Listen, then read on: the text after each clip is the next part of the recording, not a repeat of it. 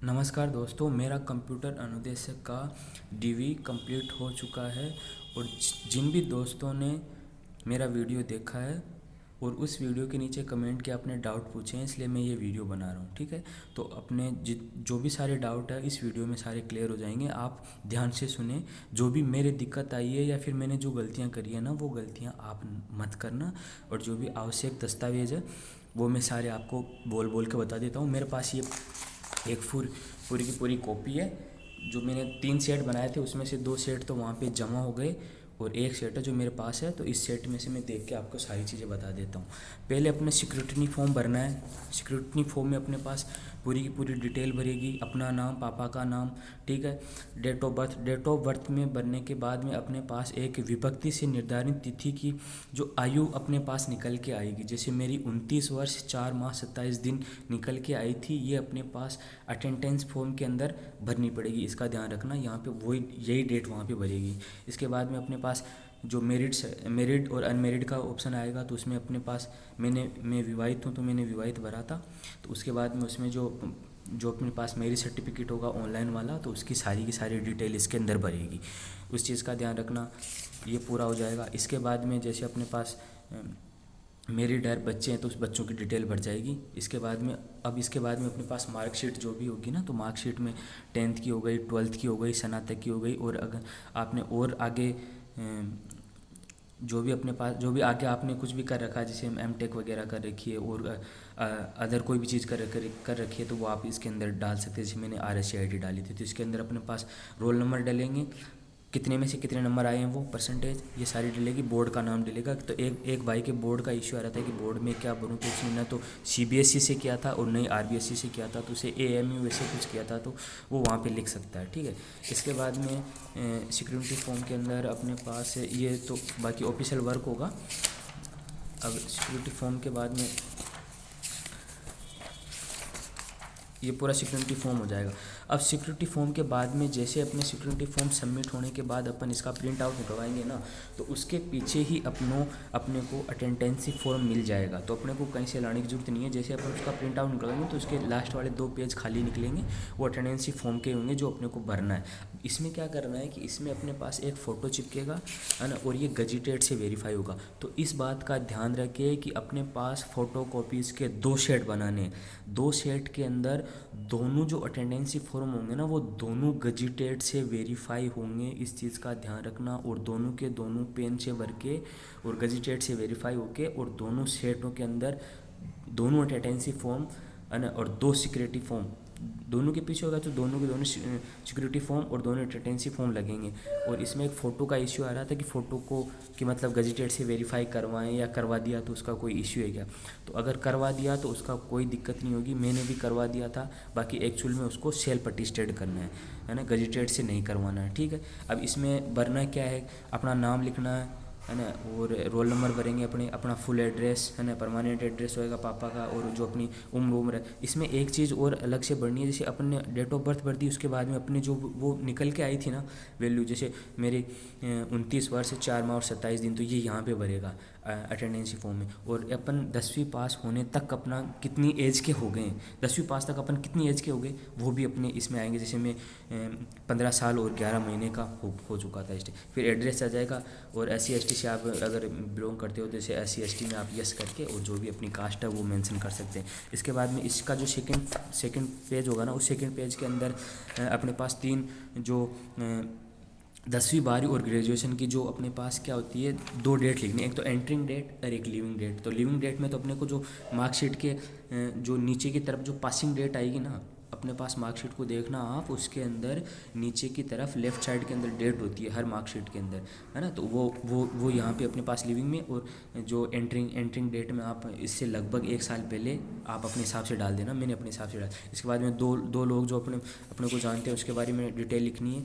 उसके बाद में गजिटेड से वेरीफाई होंगे, तो ये 2 होंगे। अब एक समस्या आ रही है कि जो इसकी स्लिप होगी ना, स्लिप के अंदर आपको नल, मतलब जो पेमेंट स्टेटमेंट होता है ना, उसके अंदर नल लिखा हुआ था। मेरी भी नल लिखा हुआ था, तो मैं पोस्टल ऑर्डर मैंने पहले ही ख़रीद लिया था, तो मैंने सोचा मुझे पैसे तो लग ही गए तो इसको भी लगा देते हैं। तो मैंने पोस्टल ऑर्डर प्लस स्लिप के साथ में पोस्टल ऑर्डर को सचिवालय के नाम मतलब सचिव अधिकारी के नाम पे लिख के और नीचे अपना एड्रेस लिख के और मैंने 100 रुपये का पोस्टल ऑर्डर भी उसमें लगा दिया था, क्योंकि यहाँ पे जो पेमेंट स्टेटमेंट है ना मेरे नल आ रहा था, और जिसके सक्सेस आ रहा है तो उसके ऐसी कोई दिक्कत नहीं होगी, तो आप बिल्कुल ना घबराएं। तो ये तो अपने पास सिक्योरिटी फॉर्म और जो अपने पास अटेंडेंसी फॉर्म है उसकी सारी डिटेल हो गई। अब इसके बाद में अपने क्या क्या जो दस्तावेज की ज़रूरत पड़ेगी, अपने पास एक एप्लीकेशन फॉर्म होगा जो अपन ने फॉर्म भरा था उस टाइम ज़रूरत पड़ी थी। इसके बाद में एडमिट कार्ड होगा, मतलब ये कंपलसरी है। और सारी की सारी अब इनके दो निकलवाना आप, जैसे 2 एप्लीकेशन फॉर्म होने चाहिए, 2 एडमिट कार्ड होने चाहिए, क्योंकि 2 सेट लगेंगे फोटोकॉपी के, तो 2 चीज़ें होनी चाहिए सारी। फिर 10वीं की मार्कशीट हो गई, 10वीं के बोर्ड सर्टिफिकेट हो गए। अब एक भाई की दिक्कत आ रही थी कि जो अपने पास सिक्योरिटी फॉर्म के अंदर उसने भरा ना, तो उसने भरने के बाद उसने क्या किया कि वो बोल रहा है कि मैंने जो 10वीं और 12वीं और जो ग्रेजुएशन की जो उसके अंदर रोल नंबर आ गए मेरे, जबकि उसमें रोल नंबर नहीं आने चाहिए थे। और उसमें मेरे को भरना क्या था, उसमें जारी क्रमांक भरना था और मेरे जारी क्रमांक की जगह रोल नंबर आ गए। तो वो गलती नहीं है भाई, वो क्या हुआ है कि जो वो तीनों की तीनों चीज़ अपन ने जो फर्स्ट बारी में भरी थी ना, तो वो वहाँ से फेच होके आई है, तो उसने ऑटोमेटिक रोल नंबर के हिसाब से फेच किया है। तो इसमें अपनी गलती बिल्कुल नहीं है, इस बात को ध्यान रख ले, तो इस चीज़ की टेंशन बिल्कुल नहीं लेनी है, ठीक है। इसके बाद में सिक्योरिटी फॉर्म में अपलोड होंगे सारी के सारी जो भी अपने एक चीज़ और कि जो अपलोड करने हैं तो वो ओरिजिनल करने हैं या जो फोटोकॉपी करनी है, तो अपने को अपलोड ओरिजिनल कर दिया तो भी कोई दिक्कत नहीं है। लेकिन अपने को करना क्या है कि अपने को फोटोकॉपी निकलवा के फोटोकॉपी को सेल्फ अटेस्टेड करके और उसको अपलोड करना है, ये ध्यान रखें। जिसने भी ओरिजिनल भी कर दिया तो भी कोई दिक्कत नहीं है, उसकी कोई प्रॉब्लम नहीं होगी। फिर अपने पास एक चरित्र प्रमाण पत्र से संबंधित पूछ रहा था भाई कि चरित्र किसका चाहिए, तो ध्यान रखना दोस्तों, चरित्र अपने जो ग्रेजुएशन आपने जिस कॉलेज से करी है ना, लास्ट ग्रेजुएशन, जैसे आपने MCA किया है, BCA किया है प्लस PGDCA कर रखा है, तो आपने MCA BCA की जो डिग्री ली है ना, तो उसके लास्ट कॉलेज से आपका क्या बनेगा, चरित्र प्रमाण पत्र बनेगा, इस चीज़ का ध्यान रखें। और 2 चरित्र प्रमाण पत्र अलग अलग गजिटेड से बनेंगे, इस चीज़ का ध्यान रखो। 2 चरित्र प्रमाण पत्र अलग अलग गजिटेड से बनेंगे, इस चीज़ का ध्यान रखना। तो एक सेट के अंदर तो ओरिजिनल गजिटेड वाले चरित्र प्रमाण पत्र लगेंगे और एक सेट के अंदर उसकी फ़ोटोकॉपी लगेगी। इस चीज़ को आप ध्यान से सुन लेना, वीडियो को वापस चला के सुन लेना, ठीक है। इसके बाद में अपने पास जातीय प्रमाण पत्र, मूल निवास प्रमाण पत्र, तो इसमें जातीय प्रमाण पत्र मूल निवास प्रमाण पत्र में तो आपके पास होगा, इसमें ऑनलाइन वाला चलेगा, ऑफलाइन वाला है आपने ऑनलाइन लेट बनाया तो आप उसके लिए एफिडेविट लगवा देना, क्योंकि हर चीज़ का लास्ट सॉल्यूशन एफिडेविट है। आपके मार्कशीट में नाम में दिक्कत हो रही है, सरनेम में दिक्कत हो रही है, कोई भी गलती हो गई तो आप उसका एफिडेविट बनवा के ले जाना, वो चीज़ अपने पास एक ऑप्शन है।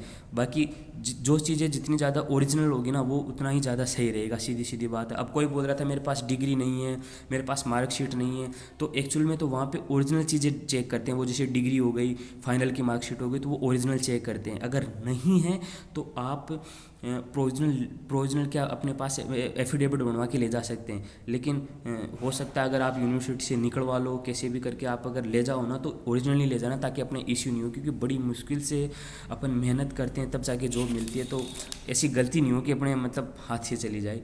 तो अन्य प्रमाण पत्र के अंदर मैंने RSCIT डाली तो RSCIT के रोल नंबर और वो चीज़ डल जाएगी, ठीक है। विवाह प्रमाण पत्र जिसका भी बनवाया है तो विवाह प्रमाण पत्र भी ओरिजिनल ले जाना और साथ में उसकी फ़ोटोकॉपी, ओरिजिनल वो चेक करेंगे, दोनों सेट के अंदर एक एक फ़ोटोकॉपी लग जाएगी। ये तो हो गया अपने पास इससे संबंधित। फिर इसके बाद में हो जाएगा अपने पास 10वीं की मार्कशीट से संबंधित हो गई। 10वीं का बोर्ड सर्टिफिकेट अगर आपने 2009 से पहले किया तो सर्टिफिकेट भी बनेगा। और अब चलता है अपने पास 12वीं, तो 12वीं की मार्कशीट हो जाएगी, है ना, दोनों सेट के अंदर फोटोकॉपी। अब ग्रेजुएशन के लिए अपने पास एक ध्यान रखना कि ग्रेजुएशन में अपने अगर बीटेक वगैरह करी है तो आपकी एक कंसोलिडेटेड मार्कशीट होगी, साथ में डिग्री होगी, दोनों देखेंगे वो।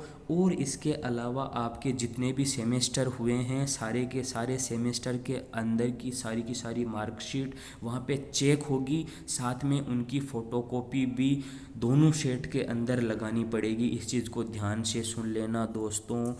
अगर बैक वगैरह की हो तो वो भी लगा देना, बैक वगैरह की भी लगा देना, ठीक है। इसके बाद में ये चीज़ें हो गई। चरित्र प्रमाण पत्र के बारे में मैंने आपको बता दिया। अब एक लास्ट बच गया अपने पास कि एफिडेविट कौन से चाहिए। तो एफिडेविट जो विवाह जिसने कर रखा है ना, जो मेरिट भरा है तो मेरिट वाला एक तो दहेज वाला बनवा लेना, और दहेज के साथ संतान वाला, उसी के नीचे आप एक लाइन दहेज, ऊपर तो दहेज की लिखवा देना, और नीचे अपने पास एक लाइन उसके अंदर बच्चों की भी लिखवा देना कि मेरे जो अभी तक है ना, जितने एक बच्चा है, मतलब वैसे तो दो से ज़्यादा होने नहीं चाहिए, अगर एक है तो एक, नहीं है तो आप उसमें लिखवा सकते हैं, मेंशन कर सकते हैं। एक एफिडेविट धूम्रपान का है, और इसके अलावा जैसे मेरी मार्कशीट में मिस्टेक थी, 12th वाली मार्कशीट में मेरे मिस्टेक थी नाम में, तो मैंने 12th वाली मार्कशीट की मिस्टेक के लिए नाम में मैंने एक एफिडेविट बनाया, तो ऐसे मैंने 4 एफिडेविट। तो इस चीज़ का ध्यान रखिए कि वहाँ पे जो दो सेट बनेंगे ना जो फोटोकॉपी के, तो उसमें एक सेट के अंदर तो सारे के सारे फोटोकॉपी लगेगी, और एक सेट के अंदर क्या होगा, एक सेट में जो चरित्र ओरिजिनल लगेंगे ना,